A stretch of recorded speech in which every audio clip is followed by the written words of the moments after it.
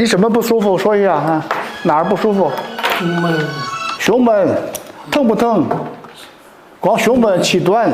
气短。咳嗽不咳嗽？咳嗽。痰黏。白黏痰。就是咳不出来。哦，有多长时间了？有好几个月了。好几个月了。哦，其他还有啥？还有脑血管不好。脑血管不好。头晕。头子疼，头晕头疼。头晕。还有一个就腿不好。静脉曲张引起的。静脉炎。静脉曲张是吧？啊。那我看看，哟，这肿了。对，就是一直是肿了有多长时间了？1个多月了吧。腿肿。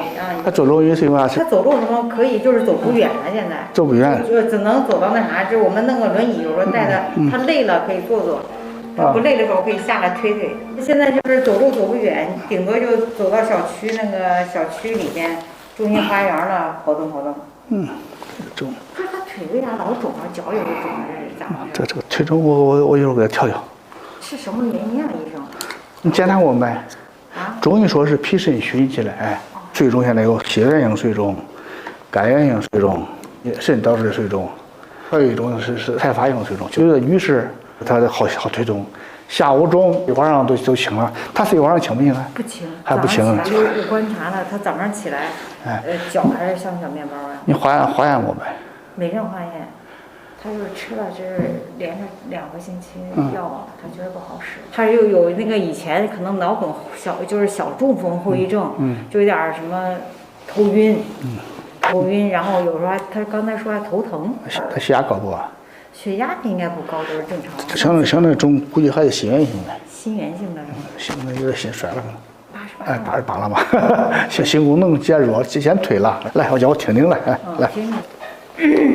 去年吧，他还能骑自行车出去溜溜。今年是疫情弄了封这么长时间，就现在今年骑不了自行车了，他不愿意走路，他走路可能腿不舒服，然后他老骑自行车出去。今年不行了，今年走路也就走到院里头，中心花园。尿正常不正常？他这就是有这个前列腺炎嘛。前列腺炎。一晚上我看尿小半盆。他最近这个肺部啥的，这心脏都没查过是吧？没有，也没有查。拍片子了没？拍过。什么时候呢？半个月吧。他现在听着这个左侧回音非常弱，听不清都很弱。另外一个心音很弱，还是心肺的事。这药能吃中来，我看舌头来。好，对，好，行，大便来。每天都解，就是有时候可能稍微，就有一点便秘，他反正就时间长一点，因为他毕竟他吃。其实这大便困难，这大便很困难，后来天天吃喝蜂蜜水，好一些。心脏不好。心脏不好，反流可厉害。年龄大了嘛，行动不全，反流比较厉害。不过他这有病，孩子心脏有病啊。他是当老师的，以前抽烟抽得厉害。心肺的不好，肺部可能有积液，可能。那这次新冠他没发烧，我还发烧了，他没事儿。他就是无力，那个就是有几天不太爱动。